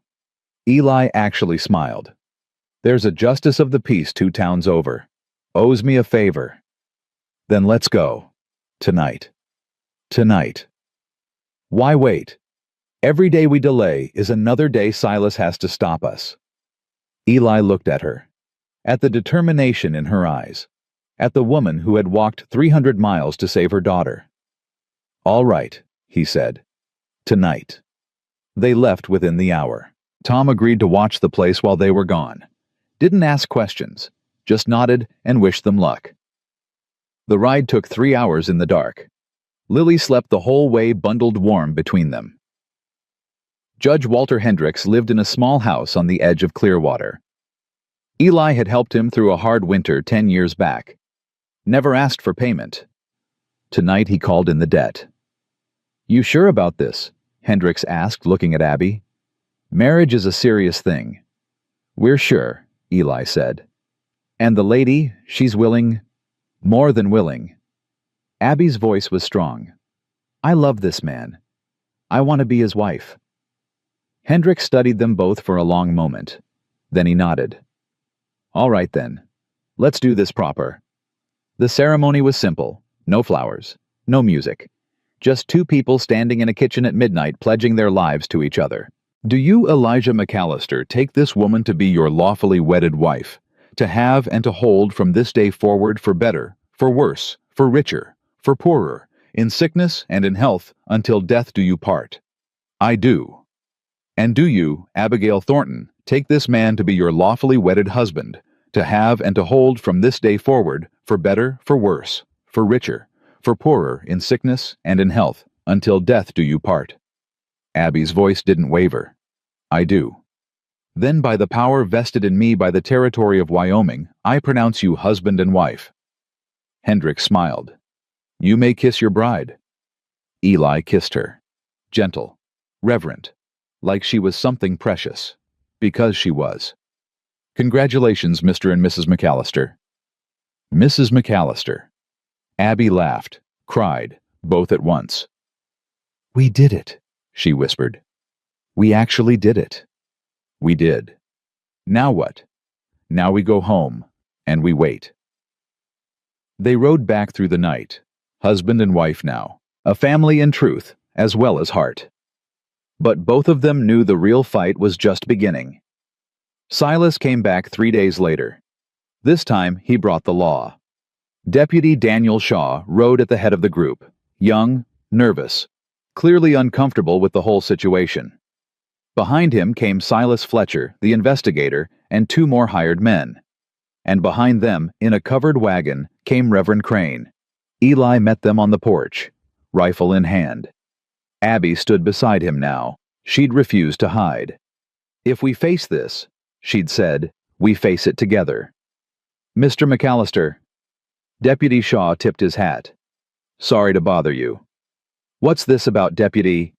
Mr. Thornton here has filed a complaint. Says you're harboring his wife and child. Says she was kidnapped. She wasn't kidnapped. She ran. To save herself and her baby from a man who beat her. That's a lie, Silas said smoothly. My wife is confused. She's had episodes before. Hysteria. I've tried to get her help. I am not hysterical. Abby's voice rang clear. And I am not his wife. Not anymore. She held up her hand, the simple gold band Eli had put there 3 days ago. I'm married to Eli McAllister, legally, properly. Judge Hendricks performed the ceremony himself. Silas's face went white. That's not possible. I have the certificate. Eli produced the paper. Signed, witnessed, legal. Deputy Shaw took the document, examined it carefully. This looks legitimate, he said slowly. It doesn't matter. Silas's voice had gone hard. She was still married to me when she... No, she wasn't. Abby stepped forward. I filed for divorce in Kansas before I left, on grounds of extreme cruelty. You had no right. I had every right. You broke my ribs, Silas. You knocked out my teeth. You told me you'd kill me if I ever tried to leave. Her voice shook, but she didn't stop. I have witnesses. I have a doctor who treated my injuries. I have records. This is absurd. Deputy, arrest this man. On what charge? Deputy Shaw looked uncomfortable. Ma'am, do you want to go with Mr. Thornton? No. Are you being held here against your will? No. This is my home, my husband, my choice. Shaw turned to Silas. I'm sorry, sir. Without evidence of a crime, there's nothing I can do. The crime is adultery. The crime is theft of my property. A wife ain't property, a voice called out. Everyone turned. Tom Carver rode up the road. Behind him came Maggie Holloway in her wagon. Behind her, more wagons, more riders. 15 people, 20, 25, half the town of Elk Creek. They spread out across the yard, facing Silas, facing his men. What is this? Silas demanded. This is neighbors looking out for neighbors. Tom dismounted. And we don't take kindly to strangers coming here threatening our people. She's not your people. She's my wife. She's Eli McAllister's wife, Maggie said firmly. And she's been a blessing to this community since she arrived. Helped at the church social, visited the sick, made food for families in need. She's an adulteress. She's a survivor. The voice was new. Everyone turned. Deputy Shaw had stepped forward. I've heard enough, he said quietly. Mr. Thornton, I'm going to ask you to leave. You can't. I can, and I am. Shaw's voice hardened. There's no crime here, just a woman who left a bad situation and found a better one. That's not illegal. That's not wrong. That's just life. My brother is the sheriff of Douglas County. Your brother ain't here, and his badge don't mean nothing in Wyoming. Shaw gestured to the crowd. These people are here because they believe in Eli McAllister. They believe in his wife, and they're willing to stand up and say so. Silas looked around, at the faces arrayed against him, at his hired men who were suddenly looking uncertain, at Reverend Crane, who had gone pale. This isn't over, he said. I'll take this to a higher court. You do that. Eli stepped forward. But you won't win, because the truth is on our side. And the truth is you're a coward who hits women. A bully who uses money and power to hurt people who can't fight back. How dare you? I dare because I'm not afraid of you. None of us are. Eli looked at Abby, at Lily in her arms, at the people who had come to stand with them. You've got nothing here, Thornton. No power, no leverage, no friends, just your money and your hate, and that ain't enough. Silas's face twisted with rage. I'll destroy you. I'll burn this place to the ground. You'll do nothing. Deputy Shaw stepped between them. Because if anything happens to these people, anything at all, I'll know who to look for. And so will everyone here. Silas stood there trembling with fury. For a moment, Eli thought he might do something stupid. reach for a gun, order his men to attack. But Silas Thornton was a bully, and bullies at their core are cowards. "Fine," he spat. "Keep her. Keep the brat. They're not worth the trouble." He mounted his horse, wheeled around to face Abby. "You'll regret this. One day you'll come crawling back, and I won't take you." Abby's chin lifted. "I'd rather die." Something flickered in Silas's eyes. Pain, maybe, or just wounded pride. "Then that's your choice." He rode away. His men followed. Fletcher tipped his hat with an ironic smile. Only Reverend Crane remained. He sat in his wagon watching. His face was unreadable. "Reverend," Eli said, "you got something to say?" Crane was silent for a long moment. Then, "I came here to condemn you, to bring righteous judgment on sinners." His voice was quiet. "But I've seen something today. Something I didn't expect." "What's that?" "Community. People standing together, protecting each other." Crane's eyes found Abby. "My daughter Virginia, she ran too, just like you. I was so angry, so ashamed. I thought she was weak." He shook his head. "I was wrong. She wasn't weak. She was brave, braver than I ever knew." His voice cracked. "And I let her down. I let my pride, my righteousness, my—" He stopped. "I let her down, and she died alone." Tears streamed down the old man's face. "I'm sorry," he said. "To you, Mrs. McAllister, to your husband, to everyone I've hurt with my judgment." He wiped his face. "I can't undo what I've done, but I can do better, starting now." He climbed down from the wagon, walked to Abby. "May I?" He gestured toward Lily. Abby hesitated, then nodded. Crane looked at the baby, at her innocent face, at the life that could have been lost if not for her mother's courage. "She's beautiful," he said quietly. "She's lucky to have you, both of you." He handed Lily back, turned to Eli. "I was wrong about you, Mr. McAllister. You're a better man than I gave you credit for." "I'm just a man trying to do right. Sometimes that's enough." Crane climbed back into his wagon. "God bless you, all of you." He drove away. Silence settled over the yard. Then Maggie Holloway laughed. "Well," she said, "that's something you don't see every day." The tension broke. People laughed, talked, clapped Eli on the back. "You did it," Tom said. "You actually did it. We did it, all of us." "What happens now?" Eli looked at Abby, at Lily, at the people who had come to stand with them. "Now," he said, "we live." That night, after everyone had gone, Eli and Abby sat by the fire. Lily was asleep upstairs. The house was quiet. Peace had settled over them like a blanket. "I can't believe it's over," Abby said. "Believe it. He just left, after everything. He's a coward, always was, just needed someone to call him on it." Abby leaned against him. "Thank you, for everything, for believing in me, for fighting for me." "Don't have to thank me." "Yes, I do. You saved my life, Eli. You saved Lily's life. You saved mine first." He put his arm around her. "Before you came, I was just existing, going through motions, waiting to die. You gave me a reason to live again. We saved each other." "Yeah, I reckon we did." They sat there watching the flames. "What now?" Abby asked. "What do you mean?" "I mean, what do we do with our lives, with our future?" Eli considered the question. "We live," he said finally. "We raise Lily. We work the land. We build something good. That's it. That's everything." Abby smiled, really smiled, the kind of smile he'd never seen on her face before. "I like that," she said. "I like that a lot." "So do I." He kissed her forehead, held her close. Outside, the wind had died down. The stars were coming out. Somewhere in the distance, a coyote howled.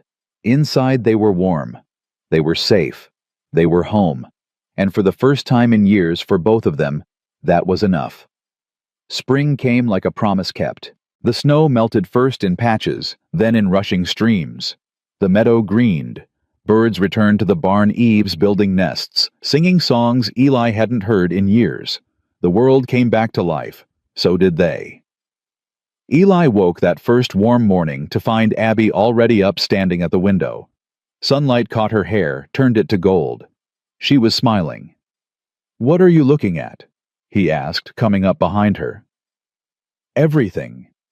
She leaned back against him. "It's so beautiful." "It is now." She turned in his arms, kissed him softly. "Good morning, husband." "Good morning, wife." The words still felt new, precious. Every time he said them, something in his chest loosened a little more. Lily woke crying. Abby went to her and Eli followed, watching, as his wife lifted their daughter from the cradle. "Good morning, sweet girl. Did you sleep well?" Lily babbled happily, reached for Eli's face.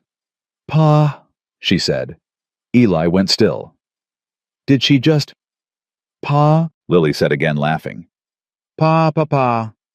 Abby's eyes filled with tears. "Her first word," she whispered. "Oh, Eli." He took Lily from her arms, held her close. This child who wasn't his by blood, but was his in every way that mattered. "That's right, baby girl. Papa's here." Lily patted his face, giggled, said it again. "Pa." Something broke open in Eli's chest, something that had been closed for 6 years. He felt the tears come, and didn't try to stop them. "I love you," he said to Lily, then to Abby. "I love you both. So much." Abby wrapped her arms around them, the three of them standing in the morning light holding each other. A family, finally, completely. The days that followed were full of work. There was fencing to mend, fields to plow, a garden to plant. Eli threw himself into the labor, but it felt different now. Not like punishment, like purpose. Abby worked beside him when she could. She'd taken to ranch life faster than he'd expected. Learned to feed the chickens milk, the cow collect eggs without flinching. "You're a natural," he told her one afternoon. "I had a good teacher." "Didn't teach you much." "You taught me everything." She wiped her hands on her apron. "You taught me that I'm worth something, that I deserve to be treated well, that love doesn't have to hurt. It shouldn't hurt, not ever. I know that now." She looked at him. "Because of you." Tom came by often, brought news from town. Things were changing there too. "Reverend Crane gave a sermon last Sunday," Tom reported, "about forgiveness, about not judging others." "Crane?" Eli couldn't hide his surprise. "You sure? Heard it myself. Man's different. Whatever happened that day at your place, it changed him." "People don't change that fast." "Maybe not. But he's trying." Tom shrugged. "That's something." It was something. Eli had to admit that. Maggie Holloway became a regular visitor. She'd arrive with fresh bread or preserves, stay for coffee fuss over Lily. "She looks more like you every day," she told Eli once. "She's not—" "I know what she's not. I'm telling you what she is." Maggie fixed him with a sharp look. "That child adores you, lights up every time you walk in the room. That's not blood. That's love." Eli couldn't argue with that. Summer arrived hot and golden. Lily took her first steps in the yard, stumbling from Abby to Eli and back again, laughing the whole way. "She's walking," Abby cried. "Eli, she's walking. I see her. I see." He caught Lily as she wobbled toward him, swung her up into his arms. "Good girl. Such a good girl." Lily squealed with delight. That night after she was asleep, Eli and Abby sat on the porch. The stars were out. The crickets were singing. "I never thought I could be this happy," Abby said quietly. "Me neither. After everything that happened, Silas, the town, all of it, I thought happiness was something that happened to other people, not me." "What changed your mind?" "You." She took his hand. You showed me that good men exist, that love can be gentle, that home isn't just a place, it's a person. Abby, let me finish. She turned to face him. I spent years being afraid. Afraid of Silas, afraid of being alone, afraid of everything. But I'm not afraid anymore. Because I know that whatever happens, I have you. And you have me. Always. Always. She smiled. That's my favorite word now. He kissed her under the stars, long and slow and full of promise. I have something to tell you, she said when they broke apart. What? She took his hand, placed it on her belly. We're going to have a baby. Eli's heart stopped. What? A baby. Ours. Growing right here.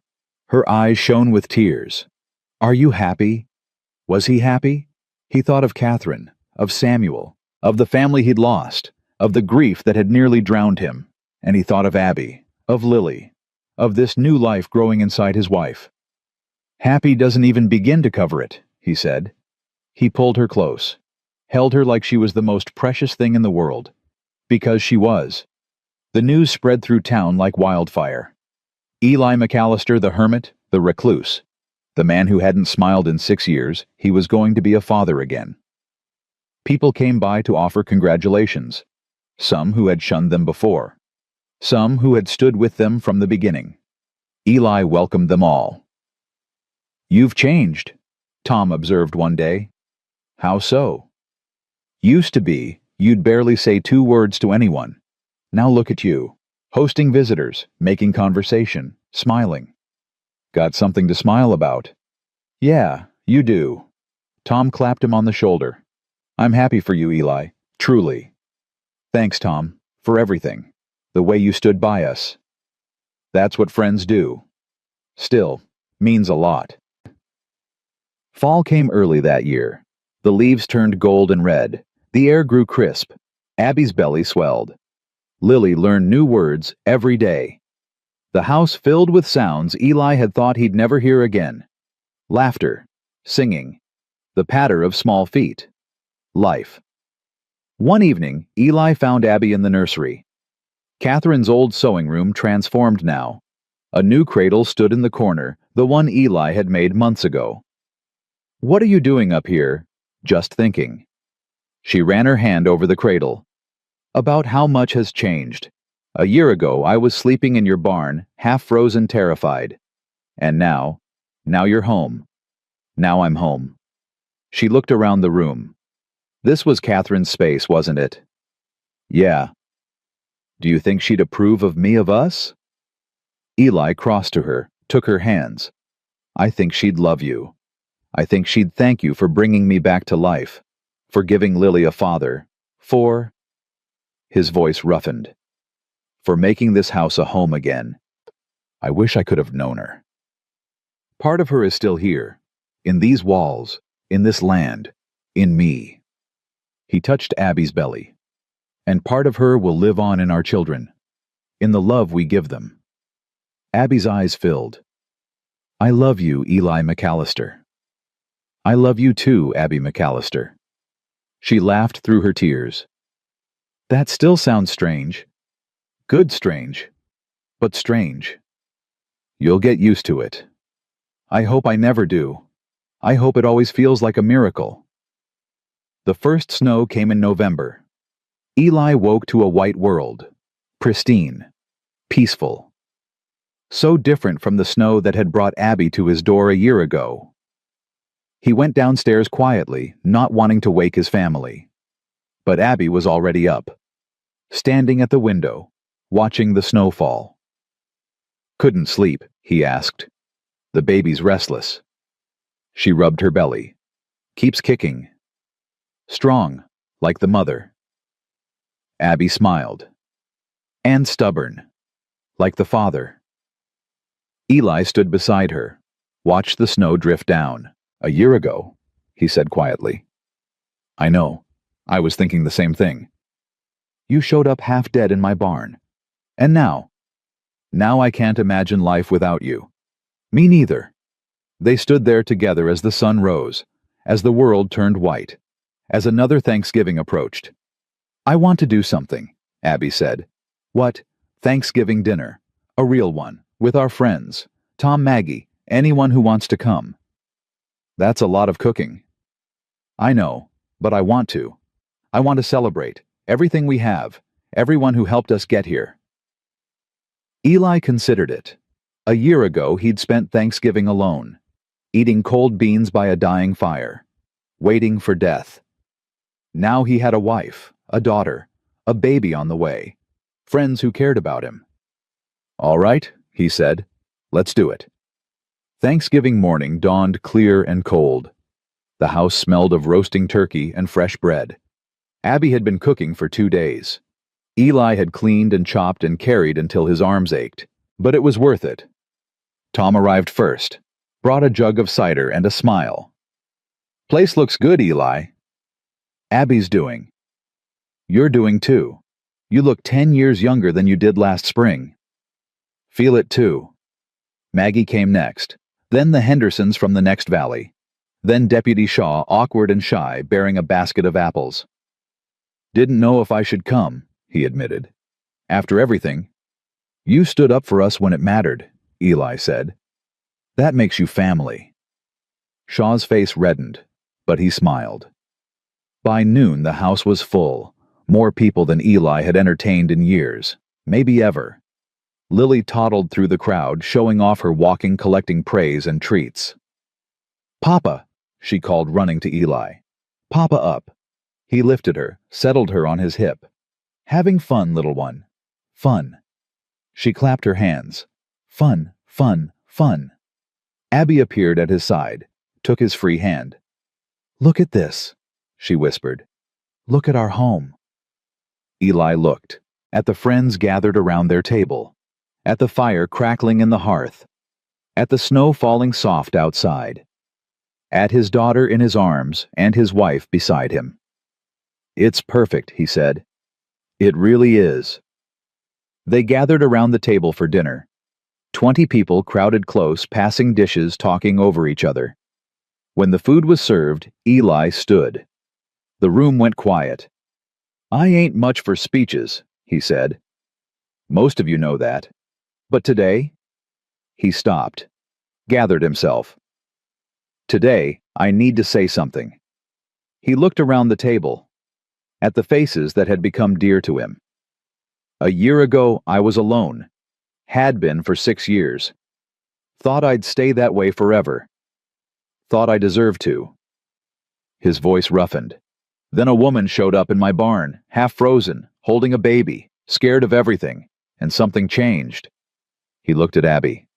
"She changed me, woke me up, reminded me that life is worth living, that love is worth fighting for. That home isn't just walls and a roof, it's the people inside them." Abby's eyes glistened. "So today I'm thankful. For her, for Lily, for this baby coming, for all of you." He raised his glass. "For family, the kind you're born into and the kind you choose." "Family." The room echoed. They drank. Eli sat down. Abby squeezed his hand under the table. "That was beautiful," she whispered. "Meant every word." "I know. That's what made it beautiful." The afternoon passed in warmth and laughter. Stories were told, songs were sung.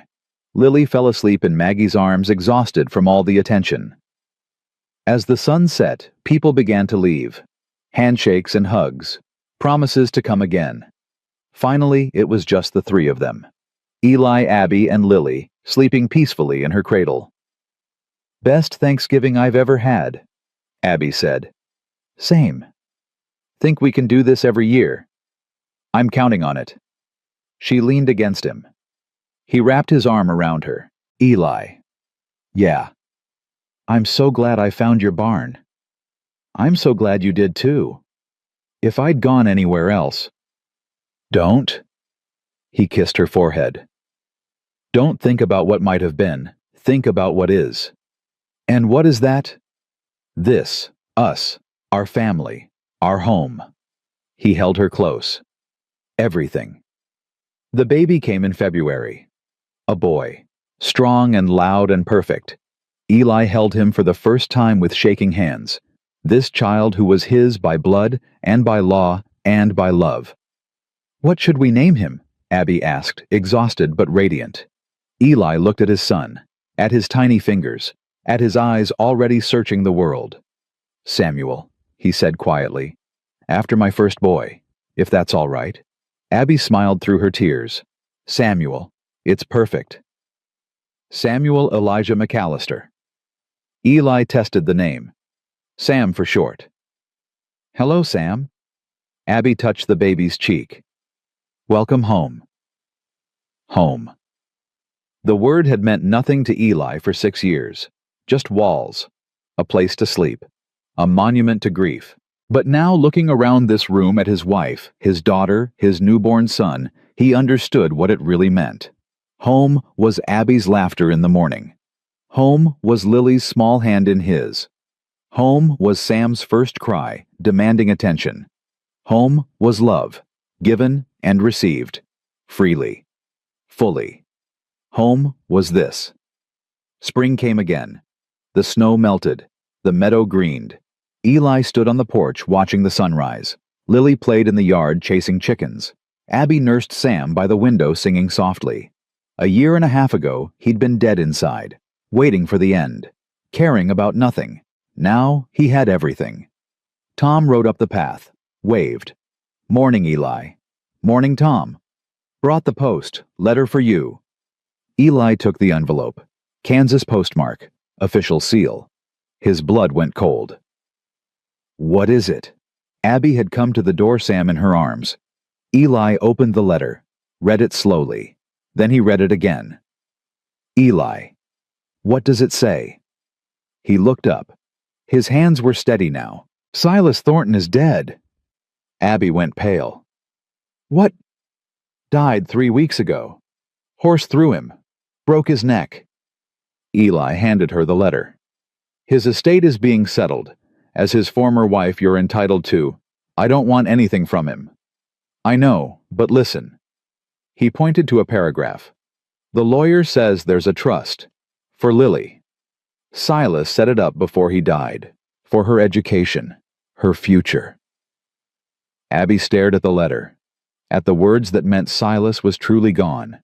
That he could never hurt them again. "It's over," she whispered. "It's really over. It's over." She began to cry. Not from grief. From relief. From the release of a fear she'd carried for so long. Eli held her. Held Sam between them. "We're free," she said. "We're finally free. We've been free since you walked through my door. This just makes it official." She laughed through her tears, kissed him hard. "I love you. I love you too." Lily ran up alarmed by her mother's tears. "Mama said, no baby." Abby scooped her up. "Mama's happy. Mama's so happy." "Happy!" Lily clapped her hands. "Happy!" Sam gurgled in agreement. And Eli stood there, surrounded by his family, and felt something he'd thought was lost forever. Peace. That night after the children were asleep, Eli took Abby to the porch. The stars were out. The air was soft with spring. "I want to show you something," he said. He led her across the yard to a small hill behind the house. 2 headstones stood there, simple and weathered. Catherine McAllister. Samuel McAllister. "I come here sometimes," Eli said, "to talk to them, to tell them about you, about Lily, about Sam." Abby squeezed his hand. "What do you tell them?" "That I'm happy, that I found love again, that I'm living the life they would have wanted for me." He touched Catherine's headstone. "I tell them thank you, for the years we had, for the son they gave me, for teaching me what love means. Do you think they hear you? I think they're at peace. I think they'd want me to be at peace too." He turned to Abby. "And I am, because of you." She wrapped her arms around him. "I'm so glad we found each other." "Me too. Whatever happens next, Whatever happens, we face it together. Together. They stood there holding each other as the stars wheeled overhead. Two broken people who had found each other in the darkest of times. Two hearts that had learned to beat as one.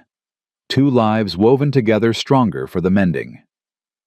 On that frozen Thanksgiving morning, Eli McAllister had found a desperate woman in his barn. Half dead. Holding a baby. Begging for shelter. He'd said 3 words that changed everything. "You're home now." And now, a year and a half later, standing under the stars with his wife in his arms, his children sleeping peacefully inside his grief, transformed into gratitude, his loneliness into love. He understood what those words truly meant. Home wasn't a place. Home was the person who chose to stay. Home was the love that grew from ashes. Home was this. Right here. Right now. Forever.